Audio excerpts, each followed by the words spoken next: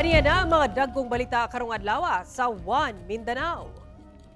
Vice President Sara Duterte mibutiyag nga hulato na lang sa 2028 kung mudagan siya pagka-presidente. Babae sa Cagayan de Oro City gidunggab sa iyang kaipon kay wala kuno kini nang hatag og kwartang pang-inom sa sospek. Mga nagpabuto sa Sarangani Province hangtod ni adtong Pasko, misa ka sa 11, lakip 13 anyos nga lalaking nabuthan og lantaka. Good news alang sa mga senior citizen kay ang mga edad 80 hangtod 99 pwede na sab maka-avail og cash gift. Ito ang GMA Regional TV 1 Mindanao.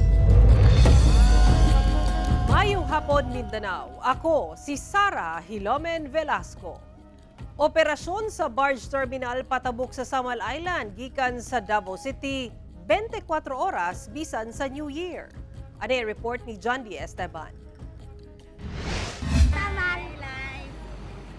Adlang Huwebes, December 26, dili na kayo taas ang linya sa mga pasahero sa Sasa Wharf sa Davao City. Itandi ni adtong December 24 ug 25. Sagad sa mga pasaherong buot mutabok sa Samal Island, Davao del Norte, manglaag ug magbakasyon. Usa sa mga milinya ning magbanay nga gikan pa sa Cebu. Just a day tour lang for today. Mga ligo sab sa dagat sa Samal ang Zumba instructor nga si Dondi Ubinieta. So far, so good. Okay man. Limpyo and then always safe.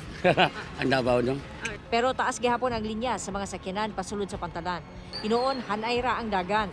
Sumala sa management sa May West, anaa sa 1,000 ka sakyanan, samtang 2,000 ka pasahero ang daily average nga ihap karong holiday season. Hinoon, 4 ka ferry boat ang 24 hours nga mag-operate bisa sa sugat sa New Year. Sa 24 hours na bali ang pang graveyard na isa na lang ka ferry mag-label. Kana siya na ferry ang magbiyahe ng adkwan sa mga graveyard namo. Sugod na siya atong Pizza 15, hanto na siya sa Pizza G sa January. Pareho ra sab ang operasyon sa DAPSAM. 24 hours sab ang schedule sa biyahe. Andam sila nga mo-adjust o galing daghan pa kaayo ang kinahanglan i-accommodate nga pasahero. Kauban si Jojo Solarte sa kamera. John D. Esteban. 1 Mindanao. Karong unom ka adlaw, una ang bagong tuig, tagpila na kaha ang presyo sa mga lingin nga prutas nga gingong pampaswerte. Atong sayron sa report ni John D. Esteban. Human sa Noche Buena sa pagsugat sa Pasko, medianoche na sab ang pangandaman karong sugat sa bagong tuig. Lakip sa mga display sa lamesa ang mga lingin nga prutas nga giingong pampaswerte. Ang pangutana, pila ba ang presyo? Dinhi sa Bangkerohan Public Market sa Davao City, nag-anam-anam na og kamahal ang prutas. Ang Fuji apple anaa sa 10 to 25 pesos ang buok, depende sa gidak-on. Ang kiat-kiat 50 pesos ang supot. Ang pongkan 10 ang buok. Ang orange tag 20 ang buok. Ang strawberry apple 200 pesos per kilo. Ang mangga tag 100 to 160 pesos kada kilo. Samtang ang watermelon, tag 40 to 45 pesos matag kilo. Ang grapes, tag 150 ngadto sa 250 pesos per kilo. Mingaw pa ang palit sumala sa mga naninda. Ang alin na mo, layo lagi kaysa unang og mga niaging tuig. Okay raman ang presyo. Kaya lang ang palit mahina. Ginalantaw nga mas musaka pa ang presyo sa mga lingin nga prutas samtang nagkaduol ang New Year. Kauban si Bebot Cajes sa kamera. John D. Esteban. 1 Mindanao. Angol ang usa ka 37 anyos nga babae sa Cagayan de Oro City human gidunggab sa iyang kapuyo ato sa bispera sa Pasko. Rason sa krimen ang giingong pagbalibad sa biktima sa paghatag og kwarta nga pang-inom sa sospek. Nakaalerto si Cyril Chavez. Samdan og daling gidala sa ospital ang 37 anyos nga babae nga residente sa Western Culambog sa Barangay Lapasan, Cagayan de Oro City. Human gidunggab siyang mismong kapuyo sigon sa Agora Police Station nga nahitabo ang krimen pasado alas 11 sa gabi, bispera sa Pasko. Migawas sa investigasyon sa PNP, naglalis ang duha human mibalibad ang biktima nga muhatag sa sospek og kwarta nga pang-inom niini. ang atuang suspect is nangayo og kwarta para iya dong ipalit o ilimnon. So wala na tagaan sa iyahang live-in partner nga babae katong atuang biktima. Mao na to yung nahimong rason sa iyahang nahitabong pagpagdunggab sa iyaha mismong kabanay. Daling miikyas ang sospek human sa pagpanunggab. Ginapangita na sa PNP ang sospek. Sa ulayng impormasyon sa kapulisan na discharge na ang biktima gikan sa ospital. Busa ginapaabot na lamang sa otoridad nga modangop kini sa ilang buhatan o formal nga mopasaka og kaso batok sa iyang kaipon. O galing magpasaka og kaso ang biktima, posibleng mag-atubang og kasong paglapas sa RA 9262 o Violence Against Women and Their Children Act ang sospek. O gato pong i-encourage ang katong biktima nga mopasaka pod og kaso sa batok sa iyang live-in partner sa atong suspect. Kauban si Jade Gavas, Cyril Chavez, One Mindanao. Wala direktang miingon si Vice President Sara Duterte kung mudagan ba siya pagka-presidente. Sumala niya, hulato na lang ang 2028 presidential elections. Ano yung report ni John D. Esteban? Inday,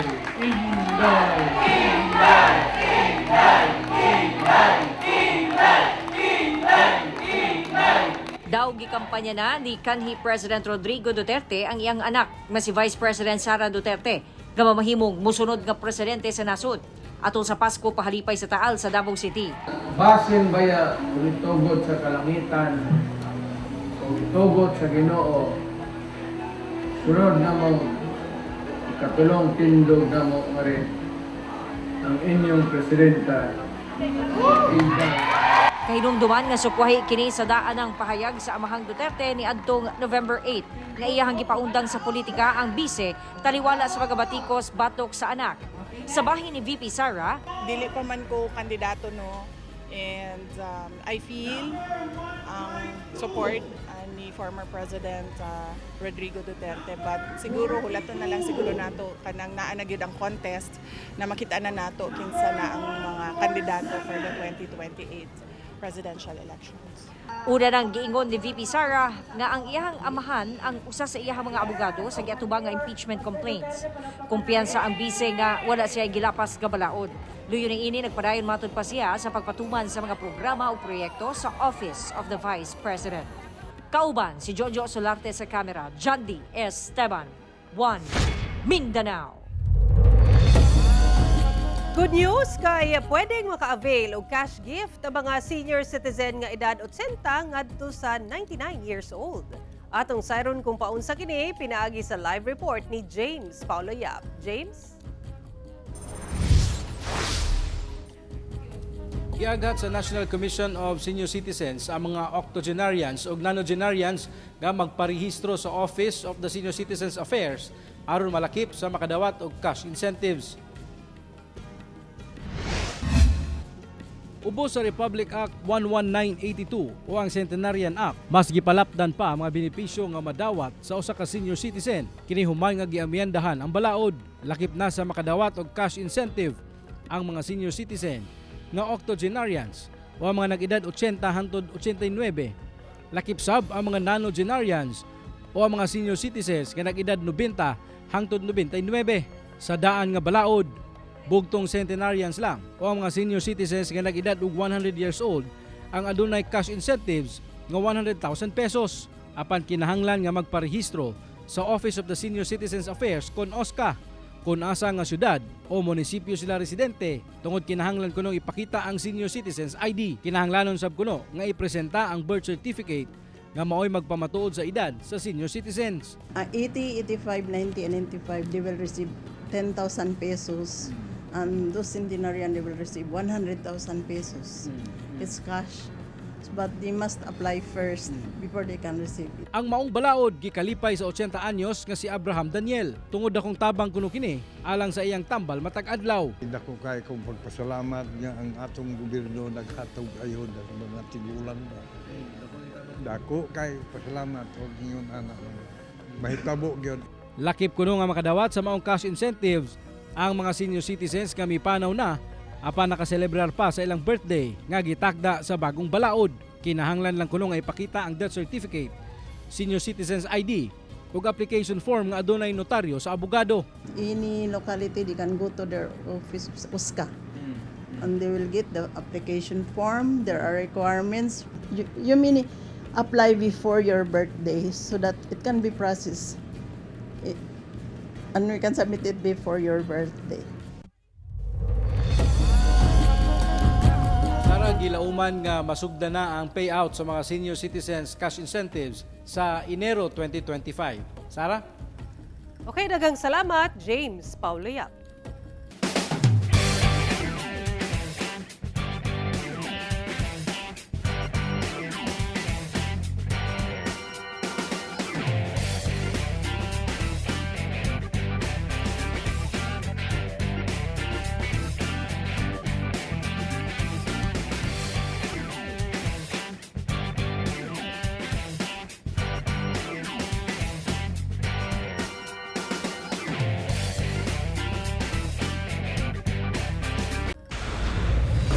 Ito ang GMA Regional TV 1 Mindanao.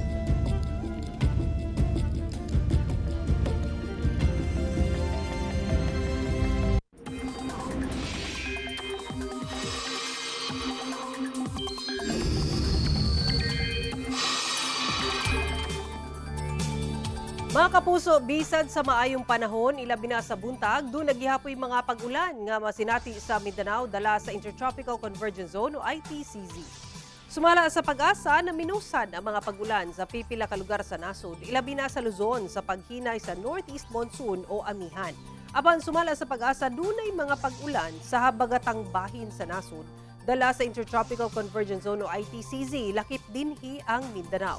Base sa datos sa Metro Weather, ulanon ang Caraga Region, Davao Region ug Soc-Sargent. Posibleng magpadayon sa gabi ang ulan sa Surigao del Sur, Davao Oriental ug Sarangani. Busa magpabiling alerto sa pagbaha o landslide. Usa ka minor de edad nga lalaki ang samdan human migamit og lantaka sa Sarangani Province. Busa subling painumdum sa Department of Health nga likayan ang pagpabuto.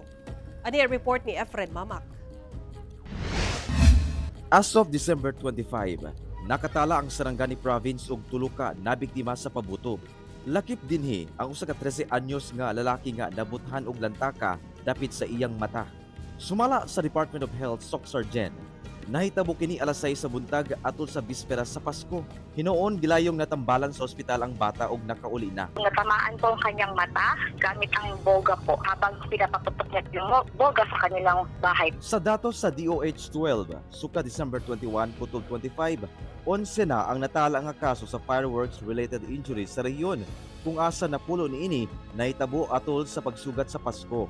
Ang South Cotabato nakatala og 6 ka kaso, 3 sa Sarangani ug 2 sa North Cotabato. Ang mga nabiktima, nag-edad og 9 years old pataas, nga kasagaran mga lalaki.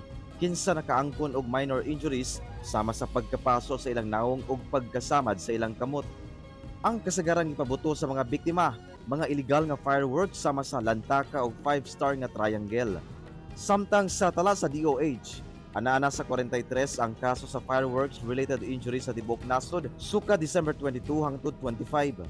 Busa pay mangno sa DOH nga likayan na lang gyud ang paggamit og pabuto ug mogamit na lang og luwas nga alternatibong paagi sa pagsaba-saba sama sa pagkapak sa kaldero, paggamit og turotot ug uban pa. Huwag gumamit ng mga paputok sa mga kabataan po natin. Huwag pulutin o sindihan ng mga paputok na nakakalat sa kalsada at ilayo sa mga batang produktong may lason at pulbura gaya ng mga maliliit na paputok o watusi dahil maaari na itong maisubok. Kauban si Gary Balantay ug Bong Vicencio, Efren Mamak, 1 Mindanao.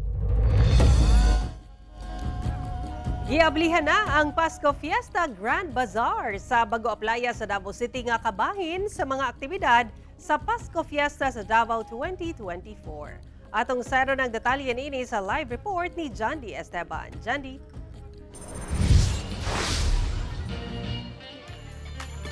Sara, karong adlaw giablihan na gyud ning Pasko Fiesta Grand Food Bazaar sa Esplanade Park dinhi sa may Coastal Road sa Bagua Playa, Davao City.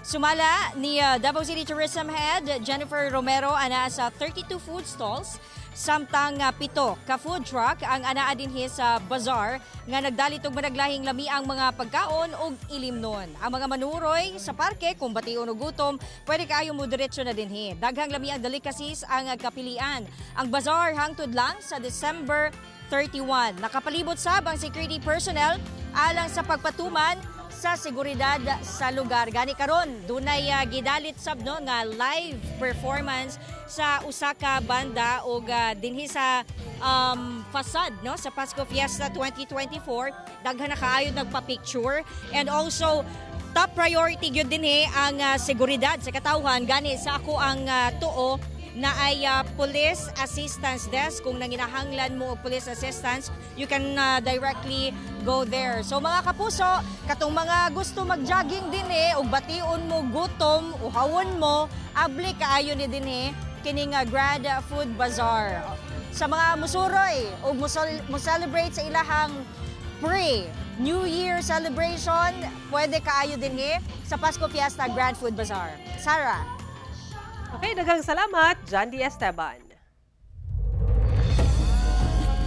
Gikumpirma sa Davao de Oro Police Provincial Office nga misaka na sa duha ang namatay sa disgrasya sa Mabini, Davao de Oro ato sa adlaw sa Pasko. Sa pakighinabi sa GMA Superradyo Davao kang Police Captain Jusibel Abelion, tigpamaba sa Davao de Oro PPO, nga pasado alas 2 sa hapon kagahapon, namatay ang usa ka 10 anyos nga bata. Una nang namatay ang usa ka babae nga dead on arrival sa ospital tungod sa hitabo. Kainumduman nga pasado alas 7 sa buntag adlaw sa Pasko, nabangga sa Center Island sa National Highway sa Barangay Tagnanan sa Mabini, Davao de Oro, ang usa ka pickup truck nga sakay ang 15 ka tawo kung asa 14 niini ang pasahero ug ang driver sa pickup. Sa kasamtangan, kritikal ug anaa sa intensive care unit sa Davao Regional Medical Center sa Tagum City ang 3 ka mga pasyente. Duha kanila gipailawom sa surgery lakip ang driver nga naila nga usa ka aktibong miyembro sa Philippine Army. Paingon lang unta nga mag-outing sa Governor Generoso Davao Oriental ang maong mga biktima. Mikabad sa kapin 11 million pesos nga kantidad sa smuggled nga sigarilyo ang nasakmit sa kapulisan sa Zamboanga City ug Davao City. Nakaalerto si Efren Mamak. Miabot sa 141 assorted master cases sa smuggled nga sigarilyo nga gikarga sa usa ka closed delivery van ang nasakmit sa Zamboanga City Police Station 11. Kauban ang City Intelligence Unit Criminal Detection and Enforcement Unit sa Barangay Santa Catalina, Zamboanga City, pasado alas 10 sa buntag adlawng Martes. Ang maong kontrabando mo kantidad sa kapin 8 million pesos. Sumala sa kapulisan, gumikan sa walay igong legal nga dokumento. Gilayong gidakop ang duha ka mga personahe sa maong van nga nag-edad og 32 anyos og 22 anyos nga pulos residente sa Barangay Santa Barbara. Wala na sila mihatag og pahayag. Sa Davao City, nasakmit sab sa otoridad ang kapin 4,600 ka reams sa smuggled nga sigarilyo atol sa checkpoint sa Task Force Davao adlawng Martes. Gibana-bana ang nagkantidad og kapin 3.6 billion pesos ang maong mga sigarilyo. Gikarga kini sa usa ka pickup truck nga gimanehoan sa usa ka 35 anyos nga lalaking residente sa Pagadian City. Gilayong gikustodiya sa kapulisan ang suspek human walay napakitang dokumento sa karga niini. Wala na kini mihatag og pahayag. Gipaubos na sa inventory sa Bureau of Customs ang mga nasakmit nga kontrabando sa Zamboanga ug Davao City. Posible sab mag-atubang og kasong may kalapasan sa Republic Act 10863 kon Customs Modernization and Tariff Act ang mga dinakpan. Efren Mamak, 1 Mindanao. Patay ang usa ka rider human nabangga sa railing sa ginatrabahong kalsada sa Turil, Davao City kaganinang kadlawon. Sa inisyal nga investigasyon sa kapulisan, gikan sa Barangay Lubugan ang 56 anyos nga lalaking rider padulong Barangay Kamansi pasado alas 2 kaganinang kadlawon. Dihang pag-abot sa Barangay Alambre, naigo kini sa nagbabag nga railing sa ginatrabahong kalsada sa lugar. Nawadan matud pa og kontrol ang rider sa motor ug nalagput. Sa kakusog sa impact na bunal kini sa sementong kalsada. Nadala pa kini sa ospital apan dead on arrival na. Pipilang ang mga residente sa General Santos City ang sadya sab nga gisaulog ang Kapaskuhan. Ani report ni Efren Mamak. Napuno sa mga debotong Katoliko ang Our Lady of Peace and Good Voyage Parish Church sa General Santos City atol sa misa pipila ka oras una ang Pasko. Wala nani ginada nga mga babae sa iyahang kaugalingon. The smile is real. The joy is authentic. Napuno usab ang Plaza General Santos sa mga nanglaag ug nagapahulagway sa Christmas decorations. Gani agaw atensyon kining si Santa nga inay giguyod sa mga reindeer. Gihulipan kini sa dakong tuna. Ang ubang nanuroy sa Plaza General, didto na nagpaabot sa pagsugat sa Pasko. Gani wish nila Hinaot na makasinagtanay, nakon kami o nakon blessing sa Ginoo. Matagaan pod mig maayong lawas para nga makatabang pod mi sa amo ang isig kapareho. Good health for everyone and peace. Kauban si Gary Balantay ug Bong Vicencio, Efren Mamak. 1 Mindanao. Ito ang GMA Regional TV 1 Mindanao. Usa sa tutukan sa Department of Tourism Davao Region sunod tuig ang pag-abli ug dugang community-based ug ecotourism sites. Ani report ni John D. Esteban. Nindot nga dive spot sa Davao Oriental, mga makahingangang white sand beach sa Samal Island, Davao del Norte, mga breathtaking view ug mga makalingaw nga tourism activities. Pipila lamang kini sa gipasigarbo sa Department of Tourism Davao Region. Nasunod tuig, usa sa ilahang ginatutukan ang pagdiskubre ug pag-abri sa mga bag-ong tourism destination sa pagig-alayon sa local government units ug ubang hingtungdang ahensya. Actually looking at developing more community-based tourism and ecotourism sites. Nagre-report sa atin yung mga focals ng DENR sa protected area. So we also seek in collaborating so we can develop and help also promote these sites. Ginalantaw sab nga mas paligunon sa DOT ang meetings, incentive travel, conventions and exhibitions o MICE events sa rehiyon. I'm hoping that we will gain a bit more international travelers because we do have Samal, we do have other circuits outside Davao City. We hope to have a stronger pa na MICE. We were very strong already in MICE but we hope to grow that next year. Karong tuiga, kapin 2.6 million na katurista ang bibisita sa rehiyon. Malaumo ng DOT nga makabuot niini ang target nga 3.5 million visitors sa pagtapos sa 2024. Target nila nga madugangan ang mga langyang turista nga mobisita sa Davao Region. Kauban si Jojo Solarte sa kamera. John D. Esteban, 1 Mindanao. Building sa usa ka motorcycle parts and accessory store gilamoy sa kalayo ato sa bisperas sa Pasko. Ang detalye sa report ni Efren Mamak. halos naputos na sa bagang aso kining building sa usa ka motorcycle parts and accessory store sa Daprusa Avenue, Barangay Dadyangas West sa General Santos City diyang nasunog mag-alas 3 sa hapon bisperas sa Pasko. Sa kabaga sa aso, daghang fire trucks na sa syudad ang niresponde. Lakip na ang fire truck sa Maasim, Sarangani. Gani hangtod gabi, doon na pa'y bahin sa building nga nagkalayo pa. Gani palisuray alang sa mga bumbero ang pagpalong sa kalayo tungod sa kabaga sa aso ug kabaho sa nangasunog nga goma.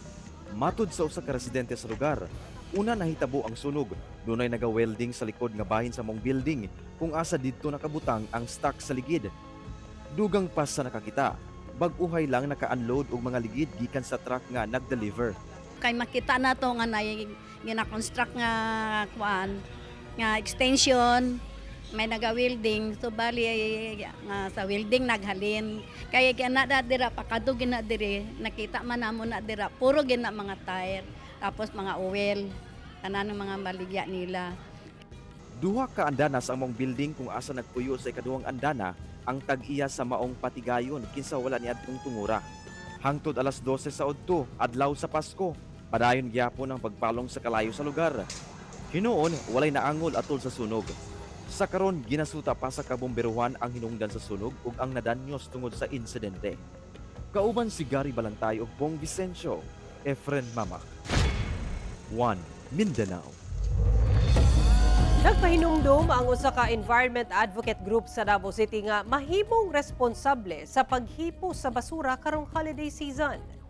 Gipaymangnuan sa Environment Advocate Group nga Interfacing Development Interventions for Sustainability o IDIS Davao ang mga manglaag sa kasapaan, busay o kabukiran ug uban pang lugar nga manghipos gayud sa ilang mga basura. Sa pahayag sa grupo, ginadili ang paglabay sa bisan unsang klase sa mga basura, ilabi na sa mga gikonsiderang protected areas sama sa Panigan-Tamugan Watershed. Ang Panigan-Tamugan Watershed ang tinubdan sa mainom nga tubig sa Davao City. Giawhag ang katawhan nga i-report sa mga otoridad kung dunay mga nagalabay og basura sa kasapaan aron daling mahatagan og aksyon. Una nang giangkon sa Bantay Bukid volunteers nga sako-sakong basura gihapon ang ilang makolekta atol sa mga cleanup drive sa watershed. Mga person deprived of liberty sa Davao City Jail Male Dormitory nakadawat og pinaskuhan gikan sa pipila ka mga pribadong grupo. Malipay yung gidawat sa mga person deprived of liberty sa Davao City Jail Male Dormitory ang ilang mga regalo nga lakip sa ilang mga wish list ato sa Pasko. Sumala ni Jail Superintendent Erically Luis Lazaro, warden sa male dormitory nga dunay mga nagkariyang civic groups. Lakip ang pipila ka mga pribadong tao ang midalit sa ilang pinaskuhan sa mga PDL. Kini sa pakiginabi sa GMA Super Radio Davao. Dugang sa opisyal nga pipila sa mga nanghatag, gituman gayud ang mga buot madawat sa mga PDL atol sa Pasko. Samtang malipayong gisugat sa pipila ka mga PDL ang kapaskuhan, human nga personal nga gibisita sa ilang mga mahal sa kinabuhi ug nakadawat og mga regalo. Gilinyahan sa unang adlaw sa Metro Manila Film Festival 2024 ang kapuso entry nga Green Bones. Sold out ang screening sa Green Bones kagahapon sa pipila ka sinihan sa Metro Manila.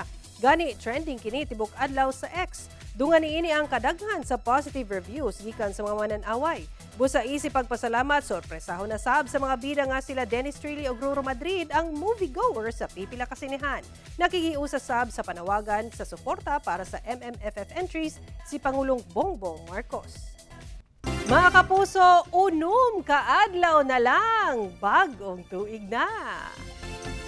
Mo katom huling balita sa Mindanao karong adlaw. Mamahimo ninyo kini makita pag-usab pinaagi sa pagbisita sa official website sa GMA Regional TV o bisita ang among official YouTube channel ug i-click ang subscribe button para sa pinakauling balita. Daghang salamat sa atong mga kapuso sa Mindanao nga nagalantaw kanamong sa atong mga kapuso abroad. Padayon lang sa pagtutok sa mga lokal nga balita matag adlaw tungod sa GMA Regional TV, Local News Matters. Kami ang GMA Regional TV 1 Mindanao, tibok persa para sa mas na komisyon ug mas halapad nga pagserbisyo sa nasod.